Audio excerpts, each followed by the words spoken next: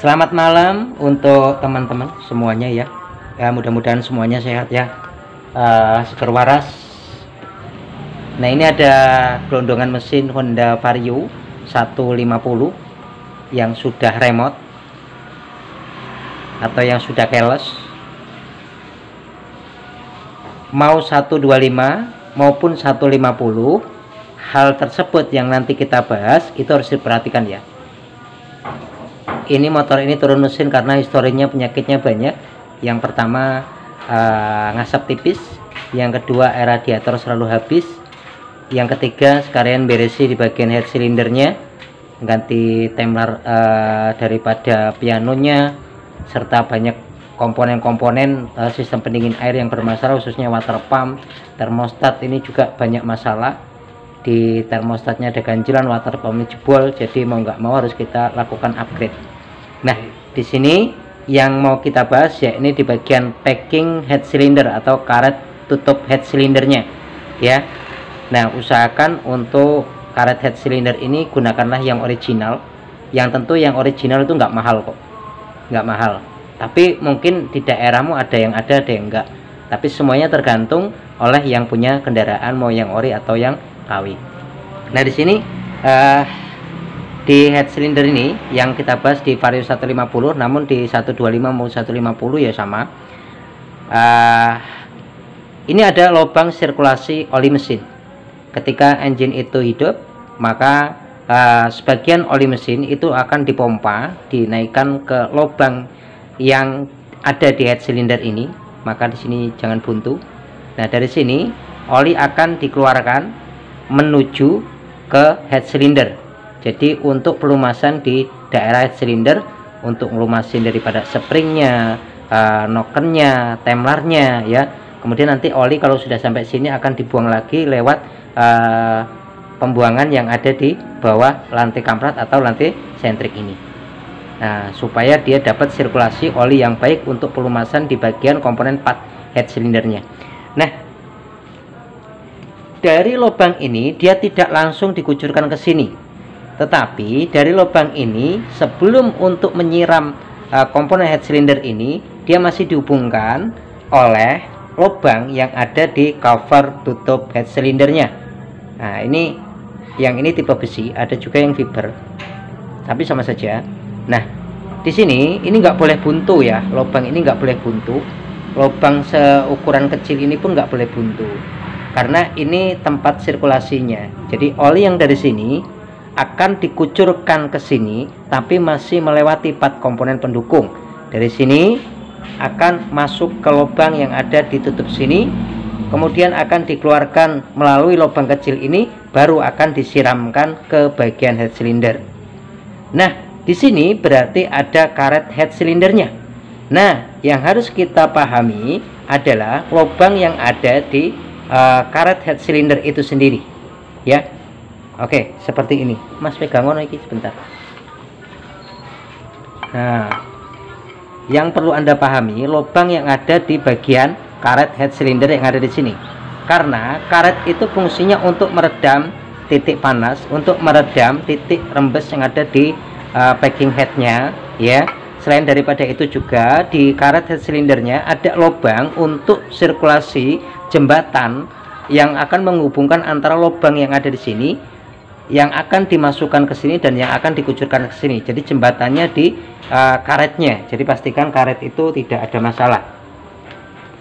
Nah ini kita pakai karet head cylinder atau gasket head cylinder atau cylinder head cover. Ini yang original. Nah seperti ini. Kalau yang original sudah tentu dijamin bahannya bagus.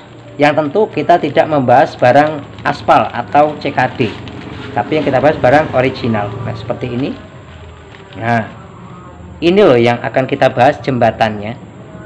Kalau barang original kita nggak ngebahas barang CKD ya, tapi barang yang ori.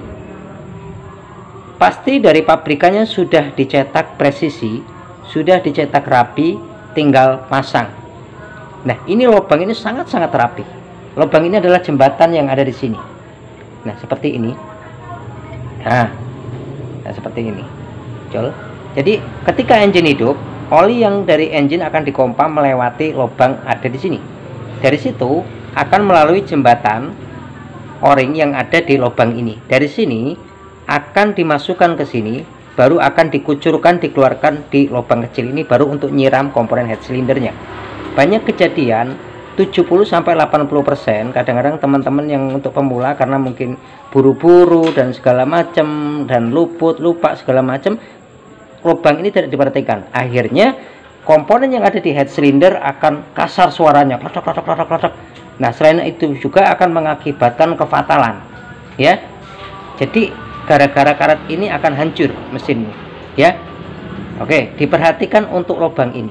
Tak ulangi, oli akan disemburkan melalui lubang ini dan nanti rencana akan mengucurkan atau menyiram komponen part yang ada di bagian head cylinder ini sendiri. Yang di head cylinder ini komponennya sangat banyak. Sebelum disiramkan ke sini, dia melalui jembatan karet ini.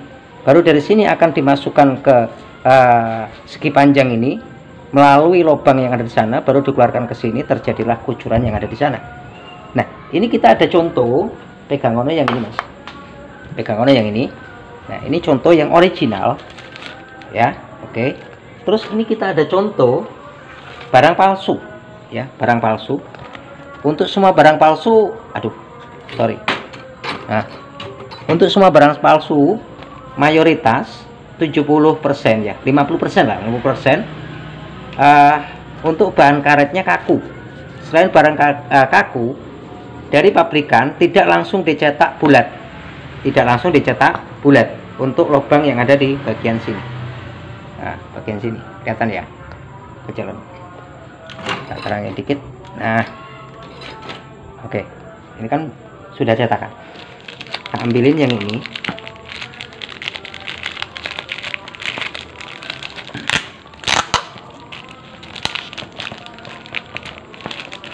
Ya, namanya barang palsu ya. Ada yang sudah bentuk lubang, ada yang sudah ada cetakan tapi belum dibolongin. Semua merek KW itu perlu diperhatikan. Nah, ini dari pabriknya itu aslinya sudah dicetakkan seperti ini.